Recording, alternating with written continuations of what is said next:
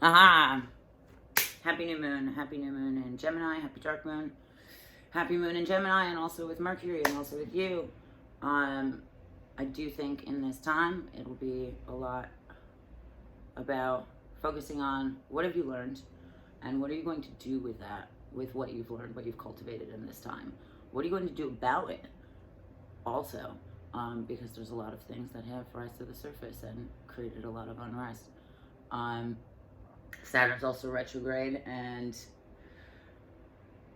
with the new moon and the conversation that it's having with other planets, I think pay attention to where's Jupiter and Uranus and their power and their collective processing leading us toward, because that may sort of countercurrent with some lessons that you've come to, and that's where these retrogrades are and why things are kind of revisiting old spaces and old forms of power that we are either accepting or moving on from. The Mars influence in this conversation, I think, provokes the active aspect of Gemini more so than the observant aspect of Gemini, and that can be careless. That can be careless in action. Rather than observance.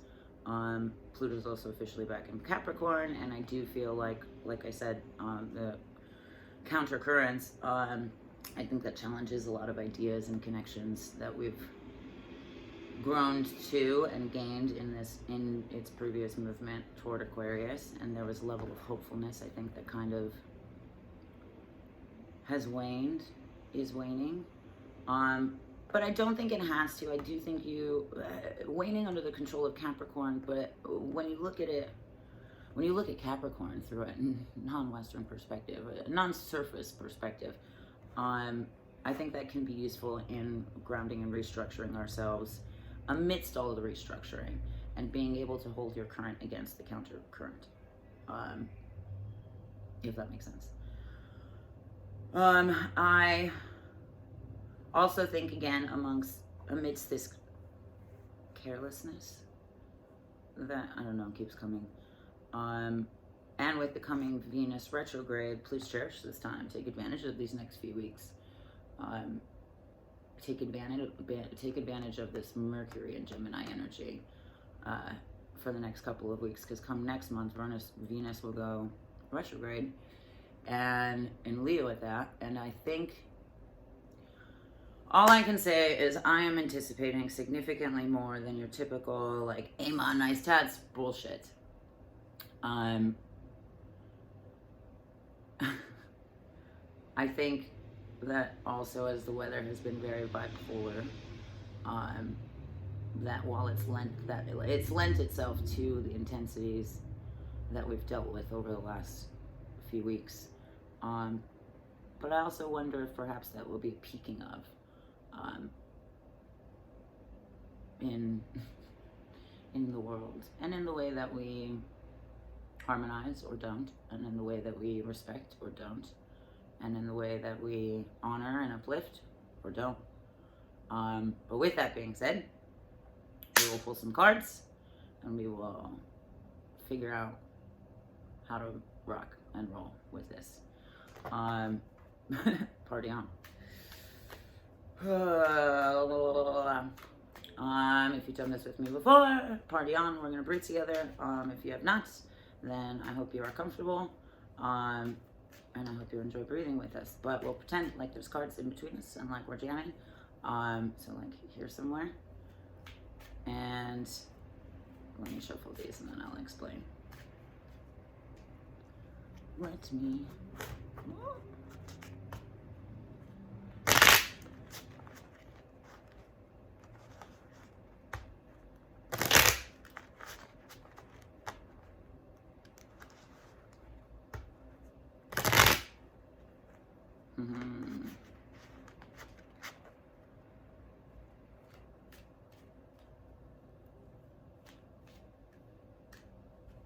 Okay. You seem to want to run away.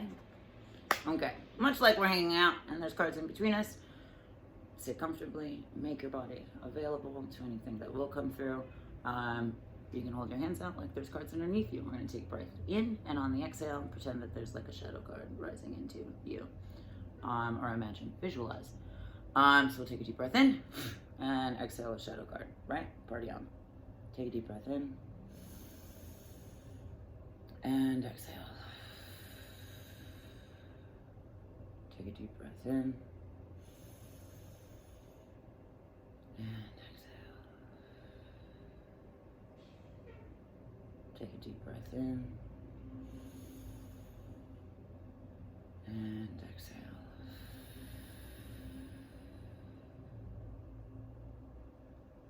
Okay, interesting. There's definitely a little bit of butting heads. I still feel this like tingling in what would be the Venus mound. So maybe as we're rifling through everything that we've learned or everything that we've concluded or researched up until this time, are we using that to avoid actually navigating our desires and our creative passions or our loves, you know? Which I guess could be like giving into lust over love, you know, giving into logic over emotion kind of situations. But there was also a lot of energy in what would be in palmistry Jupiter finger, but would also attribute to spirit as well. And that's interesting because again, you kind of have those co-currents or counter currents of an aspect of faith and an aspect of, you know, power and control and I guess forcefulness, like regulation to it.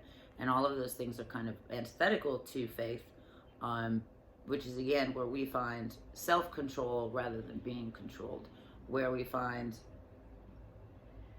the cause for our rebellion rather than rebel without a cause. It's easy to just rebel without heart in it, without intention in it, without reasoning.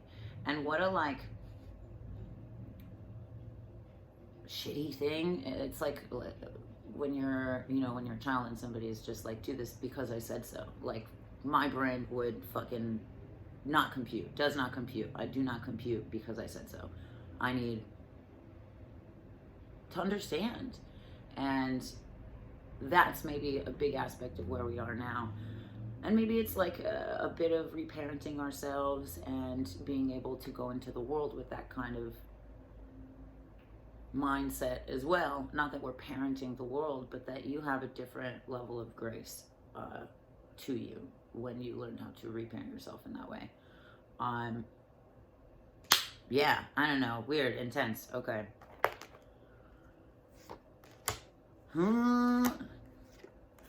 Duh. Frickin' duh.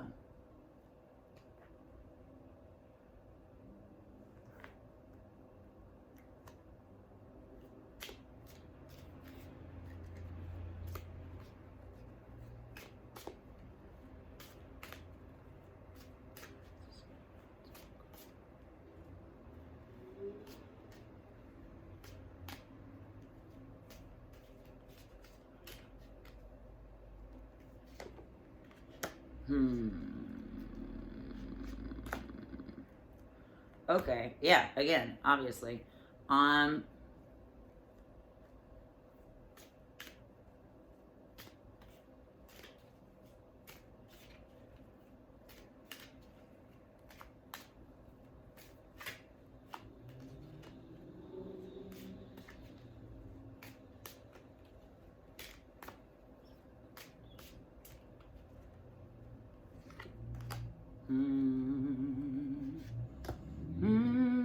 Okay.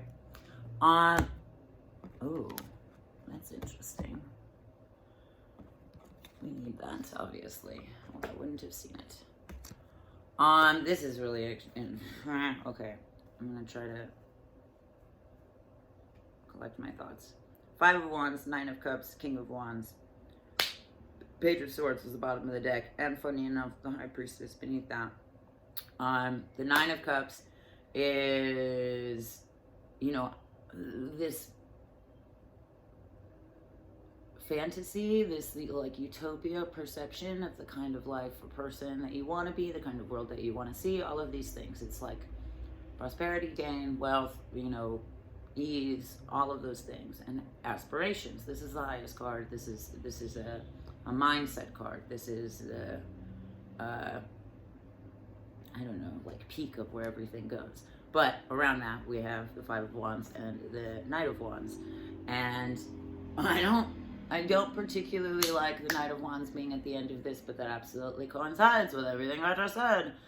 And so I asked, where does the Knight of Wands want to go? Because this is a very, very active action card. It's a very potent energy, and it's a very vibratory state. And it needs to go somewhere. It needs to do something with it. So where does it want to go? Where does it want to take this energy? And I got the Ten of Cups and the Seven of Swords, which lends itself to exactly what I said about leaning more into lust and love, leaning more into logic and emotion, leaning more into gain for gain's sake rather than gain that actually is fulfilling and actually is nourishing. This is like a misunderstanding of the Manomaya Kosha. This is when the tangible world it like obfuscates the way that it nourishes you. This is capitalism at a, you know, root neurological basis. This is the symptom of capitalism at a root neurological basis. And that Knight of Wands does not have to be led in that direction. It can be led to the Ten of Cups and the Nine of Cups in a Page of Swords style, which is very centered, very in alignment, very at ease, very at peace, very clear of thought, very clear of conscience, very lightweight in spirit, where again, you're not measuring, you know, logic against emotion. You're measuring, you know, the weight of your heart against the world. And that is 100% what leads me to this Five of Wands, because I asked, where's this Five of Wands trapped? Because that is very much about boundaries, and it is very much about withholding and holding back, and it's very much being trapped in, not trapped, it's being in the Hall of Dreams with no open doors. It's being in the Hall of Witnesses with no witnesses, except yourself and your judgment. It's trapped in judgment, it's trapped in the world, it's trapped in, because the world also came up, the world and judgment. It's trapped in the idea of and the perception of. It's like trapped in anxiety, trapped in, so separate from self that it's trapped in perceptions of, how disembodying, how, you know, separate of self. And that is the goal of a lot of these like social structures, is to further separate you from yourself. And that's the first layer of the Panchakosha, is Manomaya Kosha, and how we interact and those things and the way that they feed us. This is the first level of interaction.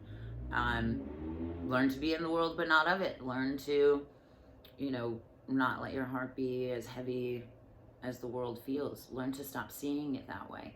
You know, this is heaven and hell. You're not going anywhere different. Your spirit will, you know, join the cosmos, but this is heaven and hell, depending on your perception on Earth. Like, that's all that it is. Everything else is either a particle collision or like diffusion. I know that's kind of a lot to say all at once, but this Five of Wands is trapped in cyclical natures and in judgment, and that is a vicious cycle of unfulfillment, of self-loathing, of disconnection, all of which are not what we strive for in a utopian kind of world, or in the kind of world that we want to see. You know, we're all seeking some kind of community, some kind of peace, some kind of understanding, some kind of safe space, I suppose. And that is what these stabs are also masquerading as if stricter boundaries or safer for you. And it's not like, and comparing that to like the Four of Swords, it's very much an ethereal boundary that is set up energetically and with the earth, rather than it being this like man-made construction of boundary and suffocation and withholding and constriction. And that's where this Five of Wands is trapped. That's where our dreams are trapped. That's where our motivations are trapped, perhaps. And rather than maybe lash out and obliterate and be like, well, like, I feel like that maybe would show up more as protest, but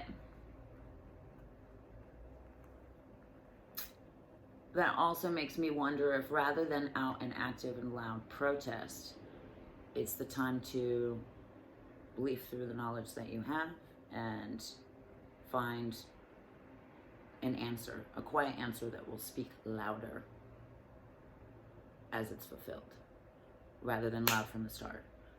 Which brings me back to, that Mars influence provoking Gemini, provoking Mercury, and like what we do with it. It's a very, I don't want to say volatile, but it's a very interesting substance that takes many forms and can find many places to fit. So don't be strongholded or strangulated by these kinds of ideas. The Seven of Swords being here too with the Knight of Wands it's an overstimulation. It's like having so many opportunities, having so many options that you're not really sure which is the right one, which is also, again, like why I said, capitalism. It gives you more options. It gives you more, brands. It gives you more this and that for the illusion of freedom of choice and of, prosperity and opportunity. None of those things are fulfilling, though. Ultimately still leaves you very wanton. And that is the opposite of where the Page of Swords is. And also the High Priestess. Page of Swords is at peace, is content, is fulfilled, is actually like literally grounded in life and abundance and growth and, giving back even. All of those things are going to facilitate a cyclical relationship with the environment that he's in a positive way, rather than a cyclical relationship with the stresses of our own mind and the things we sweep under, very literally, on bad habits. Bad habits is what that is. It takes practice.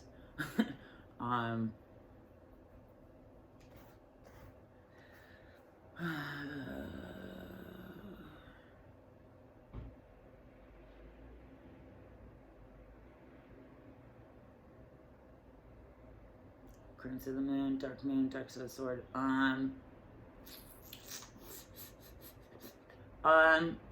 Gosh, for sake of hashtagging shadow work, the page also has the dark side of the sword, face outmost, and also has his eyes closed, which does say that to me. But I've already said that too in finding the root cause, and that's ultimately what I think shadow work really is. It's that ultimate spelunking into your, memory bank, into your neurological bank, and really figuring out what is connecting so that you can get out of this cycle of judgment and of withholding and of deprivation. Because that, again, creates a hell in your gut and in your heart and in your mind and in your world, rather than creating love and gratitude and appreciation and hope, and the things that you want to see in the world in the way that you nourish yourself. And that's not to say all love and light, but being able to fully open your eyes to those things, yes, will take you down some, maybe not the easiest paths, but it's kind of like, when you let anything go untreated long enough, then you do have to go deeper to really pull out whatever it is that's coagulating and consolidating and clogging up your flow of serotonin, like your flow of happiness and your flow of creative energy and your flow of motivation and general enjoyment of your life, really. Yeah, that's a very interesting place to be. I mean, and even the way that they're laying, it's funny because it like condenses or it expands in a way that can be very clearing. That can be very clearing, but again, as forewarning of just wanting more. Again, the carelessness with active over observant Gemini. Not that all Geminis are careless, but there is an aspect of all of us that is provocable.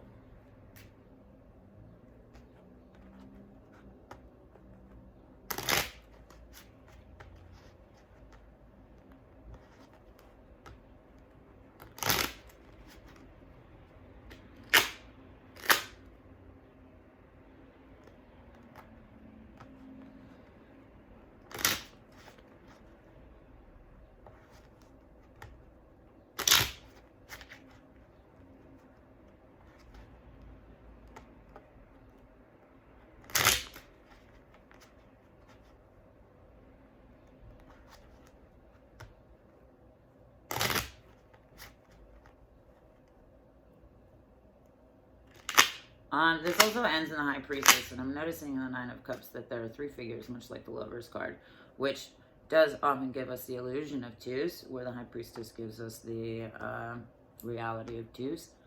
And breaking that down, it's also because we seek in relationships reflection and reciprocity. To some degree, I guess reflection is a better way to just put it.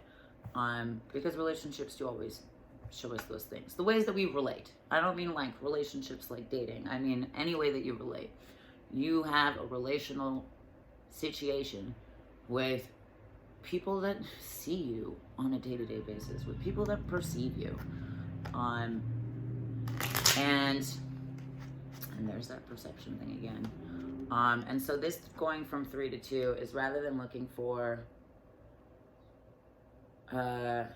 that like third barrier, that almost like third reality wall, like we're seeing it the wrong way. And this is actually more about when you understand your relational situations on the outside, or you start to observe those a little bit more, you do open up new eyes to your relational situation with yourself. And broken down in twos, and then a root cause of it that has a lot to do with your memory and your emotions and the way those two things are connected. So some memories are going to put you in neurologically, physiologically in a great feeling state. Some memories will absolutely trigger you into a negative feeling state. Put those pieces together and figure out why. And that will start to really, really open your eyes to your relationship with yourself, and therefore your relationship with other people, and therefore your relationship with the world on both a micro, meso, and macro situation level.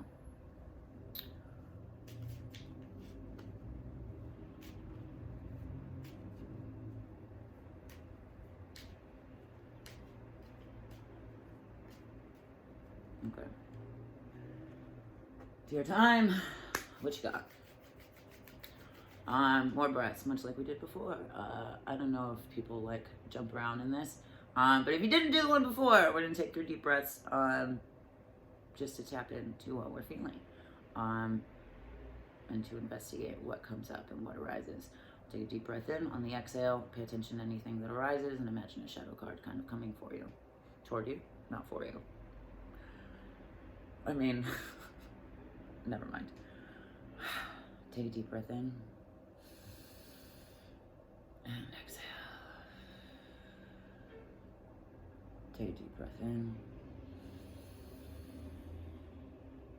And exhale. Take a deep breath in. And exhale.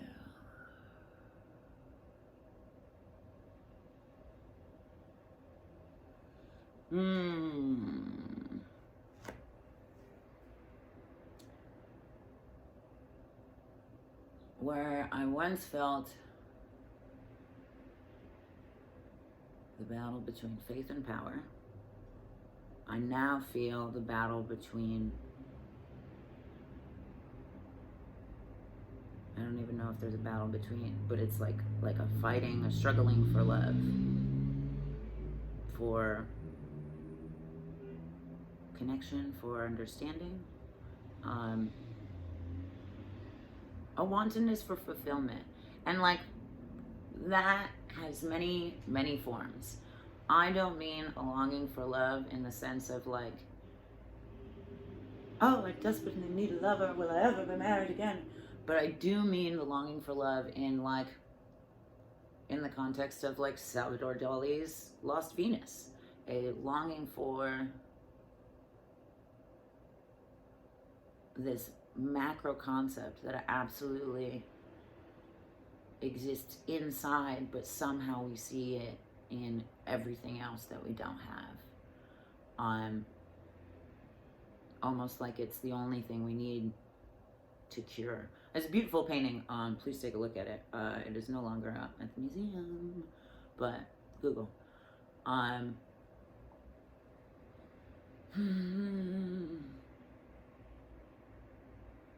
It's just,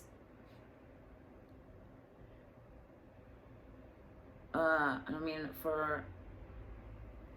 I'm gonna be careful so I don't hurt any feelings, but it just feels so desperate and so needy and so longing, and it's just like, but why? Why does it have to be out there? Why do I feel such a reaching for it when the Page of Swords doesn't reach? He's present. And if anything, when his eyes closed, is in love in his mind. As is the High Priestess, quite honestly.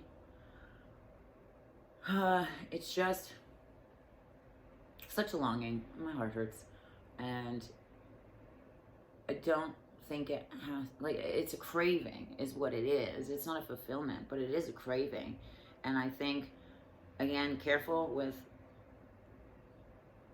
Mercury and provocation and this reaching kind of feeling, which is also kind of is very much this, is the needing and the longing and all of that. That's visually where I'm going with it. I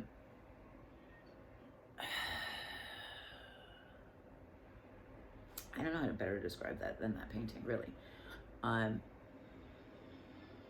But it's a longing that does not have to exist outside of yourself. And that is a state of addiction rather than an actual longing for love, communication, affection, understanding, any of those things. And try and, dig and see why that is the relation, see why that is, like, why is that the response? There's not necessarily anything wrong with it, but like, let's investigate that response. Why do we reach so far outside of ourselves to fill ourselves as if we're not enough?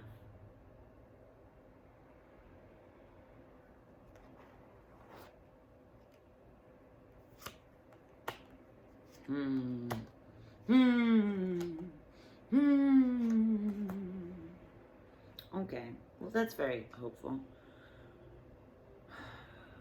Oh, interesting. 6464. Hearts and diamonds. Oh, I love this, actually. Okay. Just like everything I just said, as if we're not enough. And the Six of Hearts is absolutely enough and is, in fact, probably reflecting on just how enough they were. And how much enough they have that they can pass this down. Generational wealth comes in many forms, and love and understanding can be one of them. Healing can be one of them. Some sort of magnified possibility can be one of them. One of the ways. 6464. Oof.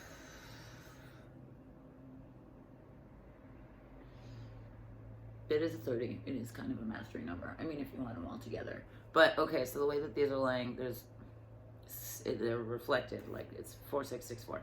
Or 6464. The hearts are on the edge. The diamonds are in the center. And I do feel like, again, that's where it's almost like okay, how do I explain this? Hearts are emotional energy. It's not a tangible thing. So it's ironic that this would be the stabilizing factor or the support system of this structure, right?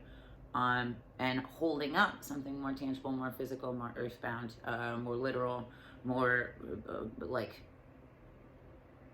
this dimensional, whereas your emotions and everything are going to be many dimensions beyond. And that is because rather than seeking, rather than longing, rather than wanting, rather than needing more to build, and you know, this mind state, for instance, this like a frame of mind is like, you know, I could do this, but I need this, this, and this first. All of the ways that we sort of create limitations on ourselves and create judgment and cyclical thoughts of not enough, yet again, that prioritizes putting these these diamonds as the stabilizing factor, and that doesn't support the emotional side. That wouldn't support the hearts in this setup, essentially. And so what this is very literally saying is this sort of this actually fulfilling like happiness of longevity, and not like it's a lack of FOMO, it's a lack of wanton, like the older you get, I guess the more you see through the hypocrisy of it all. And so with this, wisdom understands that they are enough, and that they are at ease, and that they are at balance, and that they are a reflection of what they've seen and what they've done, and where their heart is. Like ultimately, I mean, I would hope that on my deathbed that I can look back at life and think that I'm a reflection of all the love that I've lived, and I'm a reflection of all the, you know, wonderful experiences, and, you know, the highs and the lows, rather than just seeking the highs, which again is the addictive state, rather than a fully fulfilled, loving, peaceful state. Finding that state, that Six of Hearts, is where you start to see connection and find connection, and where you start to really see beyond the limitations of your goals, or beyond limitations that you set on your goals, and really start to have faith in striving beyond.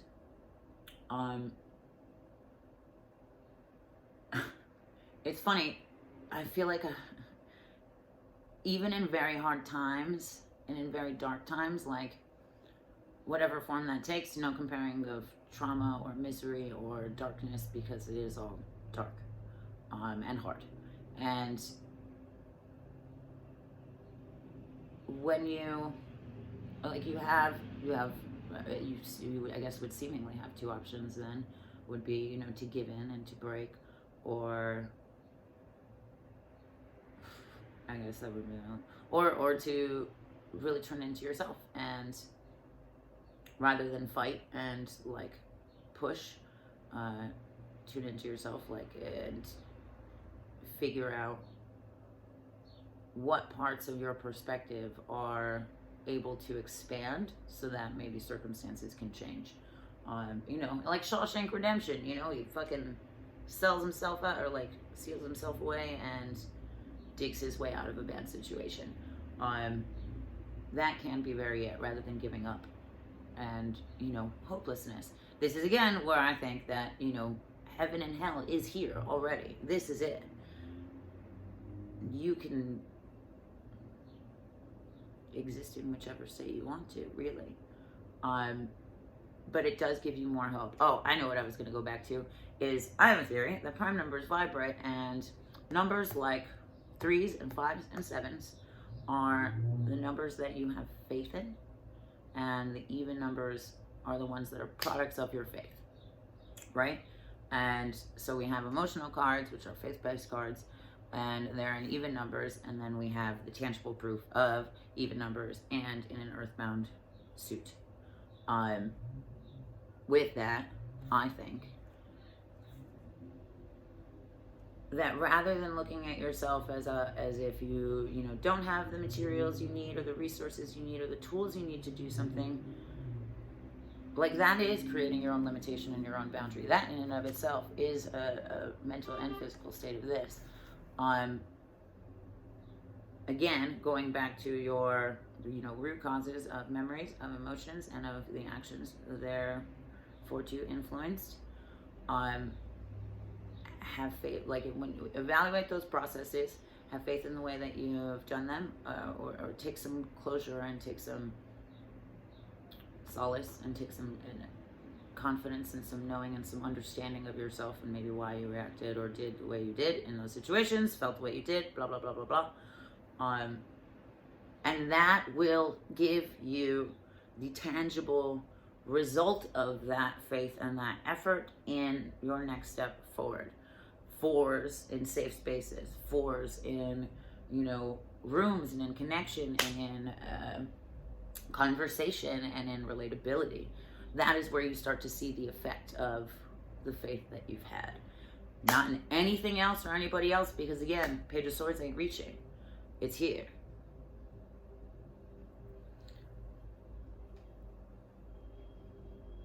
We're navigating internal space, and that sounds antithetical when there's also so much of macro in the world involved, but this is where you create safety in navigating that world. Playing fucking Foursquare with yourself. Okay, I feel like I've said the same thing like 3 different ways, so I'm gonna let it go there, and hopefully that came through in the ways that y'all needed. And I hope that